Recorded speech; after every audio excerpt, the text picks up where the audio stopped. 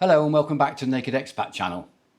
If you're a UK expat thinking about returning home, or you've already made the move back, there's one question that keeps coming up. Am I entitled to free NHS treatment? The answer isn't as simple as, well yes, you're British, of course you are. Today we're going deep into the NHS eligibility rules for returning expats. I'm going to explain the Habitual Residence Test, the Ordinary Residence Test, and what happens if you need emergency treatment versus routine procedures, how you might end up being charged, and, most importantly, how to avoid those charges altogether. This is crucial information that could save you thousands of pounds, so please stick with me through this entire video. I'll be citing official sources throughout, including Age UK Fact Sheet 25 on returning from abroad and current NHS regulations. Now let's start with the good news. If you return to the UK and have a medical emergency, you will receive free treatment. No questions asked about your resident status. According to NHS England guidance, emergency care, A&E visits, ambulance services and immediate life-saving treatment is free for everyone in the UK, regardless of whether you're ordinary resident or not. You could have just stepped off the plane from the Philippines, Thailand or Spain, wherever. If you have a heart attack, stroke or serious accident, you'll be treated without charge. However, and this is crucial, if that emergency visit leads to hospital admission or you need follow-up outpatient care, that's where residence tests come into play. The emergency treatment itself is free, but ongoing care may not be unless you meet certain criteria. Some services are also exempt from charges regardless of resident status. Treatment for certain infectious diseases, family planning, and sexually transmitted infections. But for most hospital treatment beyond emergencies, you'll need to prove you're ordinarily resident. Now we get into the technical stuff, but stay with me. This is the key to whether or not you pay. Ordinary residence comes from a 1983 legal case, R versus Barnet London Borough Council ex parte Shah. The court ruled a person is ordinary resident in the UK if they are habitually and normally resident here from choice and for a settled purpose, apart from temporary or occasional absences. Now notice there is no minimum time period. People often say you need to be back for 6 months, but that's a myth.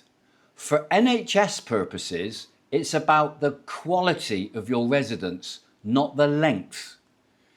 According to Age UK guidance, the key factors are physical presence, you must actually be living in the UK. Settled purpose, you're here to make it your home. Regular order of life, part of your normal pattern. And choice, you're here voluntarily. You don't have to be in the UK permanently forever, but while you are, it must genuinely be your home base. Now, evidence of ordinary residence include a tenancy agreement or proof of property ownership, utility bills in your name, UK bank statements with regular activity, evidence of ending overseas residence, like you've sold a property, ended employment or finished a lease agreement abroad, a UK employment contract, and local school enrolments for your children. The stronger your documentation, the clearer your case.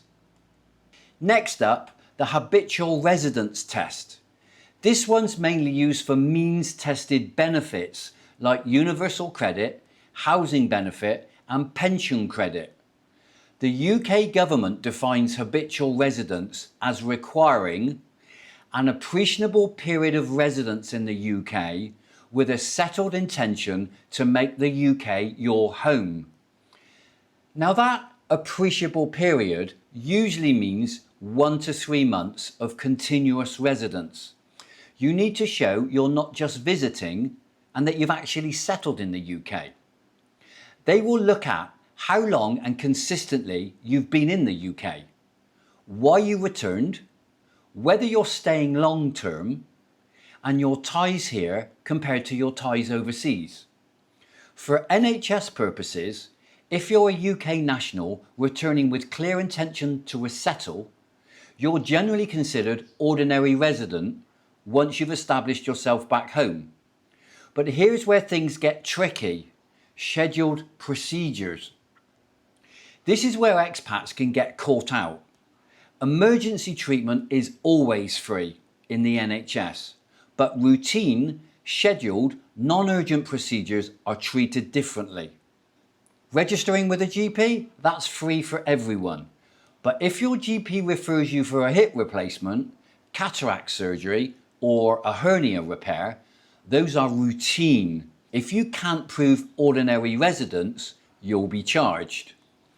Under the NHS Charges to Overseas Visitors Regulations 2015, which was updated in 2023, returning UK expats who've been living outside the EEA are charged 150% of the standard NHS tariff for secondary care. So a £5,000 hip replacement suddenly becomes a £7,500 charge. Cataract surgery, cardiac procedures, cancer treatments not classified as immediately life-threatening, all chargeable at 150%. The Age UK fact sheet warns clearly: if you are not ordinarily resident, you may be charged for any hospital treatment you receive, even if you are a British citizen. That's why establishing your ordinary residence immediately is absolutely crucial. Here's your action plan for returning to the UK.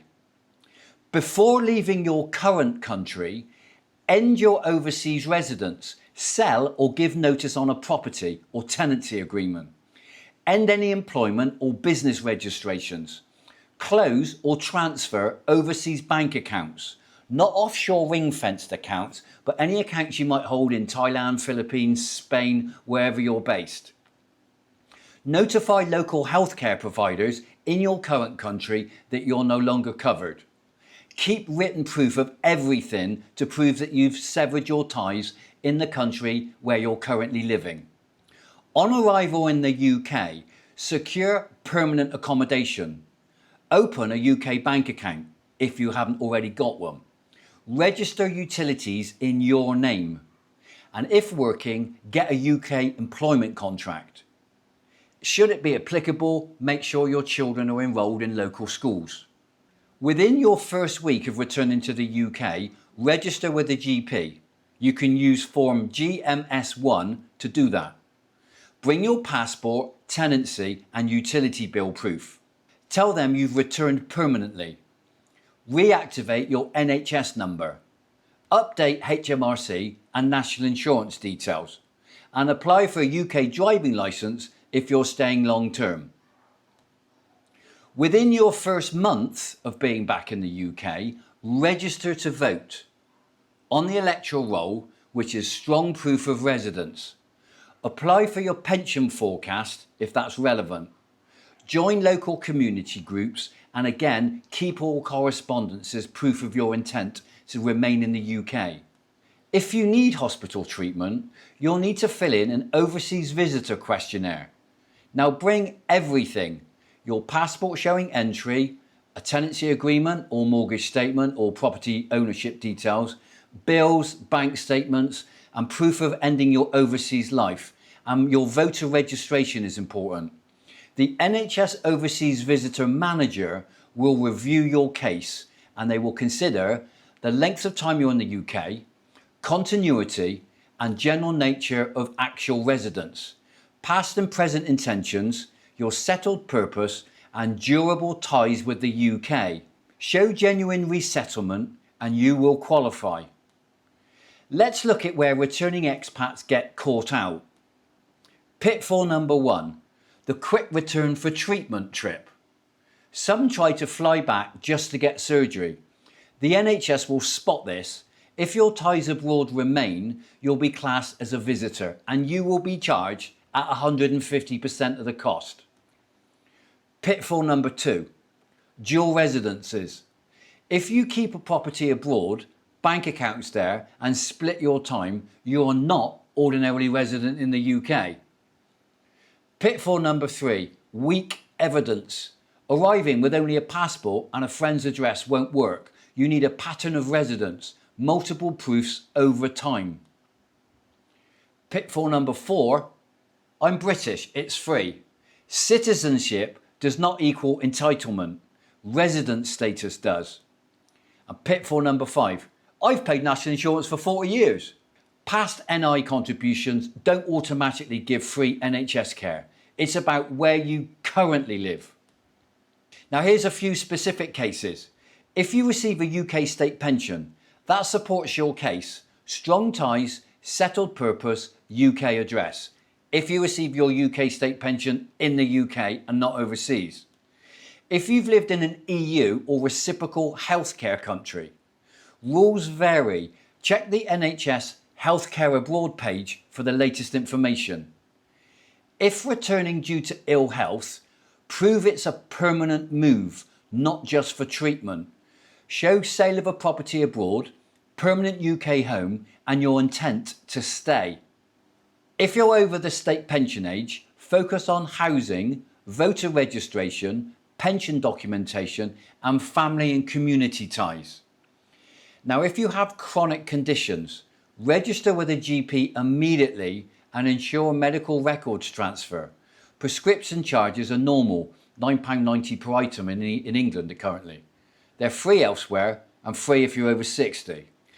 Now if you're billed by the NHS, don't panic. Emergency treatment can't be refused. They may bill you later but must treat you. For scheduled treatment you can request a formal review and write to the Overseas Visitor Manager with more evidence. Contact PALS, that's P-A-L-S, which stands for Patient Advice and Liaison Service. They can help resolve disputes between yourself and the NHS. Thirdly, get independent advice. Age UK or Citizens Advice or your local MP. The telephone number for Age UK in the UK is 0800 678 1602, which certainly is currently as of the date of making my video. Use the NHS complaints process if you believe the decision to charge you is wrong. If charged legitimately, hospitals must offer reasonable payment plans. They can't deny emergency care, but unpaid debts can be pursued later. Let's wrap this up with the key takeaways. Emergency treatment is always free. Don't avoid A&E if you need it.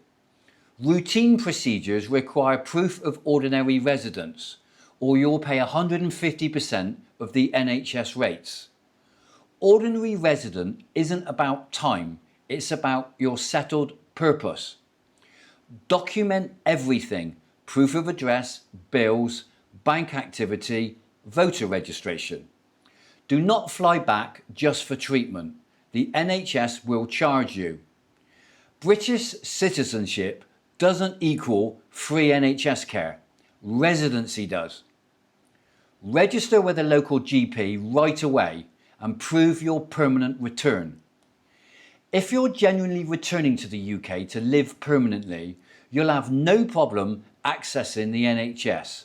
Just do it properly with documentation from day one. Don't let fear of charges stop you from returning home. Close down your overseas life, set up your UK home and gather solid proof. All the sources I've mentioned, Age UK Fact Sheet 25, NHS England guidance and UK government regulations are all linked below. I hope you found this video helpful. Please like and subscribe if you've not already done so for more expat life, returning home and navigating UK systems. And if you want to take things a step further, consider becoming a member of the Naked Expat channel. Channel members get exclusive perks including enhanced discounts on offshore investment and estate planning services, including will writing, early access to upcoming videos, priority one-on-one coaching for expats planning their return or planning their move abroad, and soon a members-only weekly live stream where we'll go deeper into the real-life challenges of expat transitions. It's a brilliant way to support my channel, get real value back and join a community of like-minded expats who are navigating this stage of life with confidence. You'll find the join button just below this video. Drop a comment below if you've been through the NHS process yourself. What worked? What didn't? Your story could certainly help someone else watching this video. Thanks for sticking with me. Until next time, stay informed, stay prepared, and remember, knowledge is power when it comes to protecting yourself from unexpected bills. Until next time, enjoy.